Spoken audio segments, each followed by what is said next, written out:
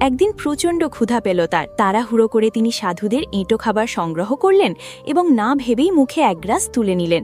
ঠিক তখনই তার মনে পড়ল, আজ তো ভগবানকে ভোগ দেওয়া হয়নি। মুহূর্তেই তিনি পড়ে গেলেন এক ভয়ানক দোটানায়। খাবারটি উগরে ফেলতে পারছেন না, কারণ এটি সাধুদের পবিত্র এঁটো প্রসাদ, যার মধ্যে তিনি কৃষ্ণকেই দেখেন। আবার গিলতেও পারছেন না, কারণ ভগবানকে নিবেদন না করে তিনি কিভাবে আহার করবেন। এই দ্বন্দ্বে সন্ধ্যা গড়িয়ে রাত, রাত গড়িয়ে ভোর হয়ে গেল। মাধব দাস দাঁড়িয়ে রইলেন, মুখে এক গ্রাস খাবার আর চোখ দিয়ে অঝরে ঝরছে অশ্রু। ঠিক তখনই সেই নীরব কুঞ্জবনে স্বয়ং শ্রীকৃষ্ণ প্রকট হলেন। মৃদু হেসে তিনি বললেন, মাধব, কাঁদছিস কেন? তোর মুখের ওই খাবারটা আমাকে দে। মাধব দাস কেঁপে উঠলেন।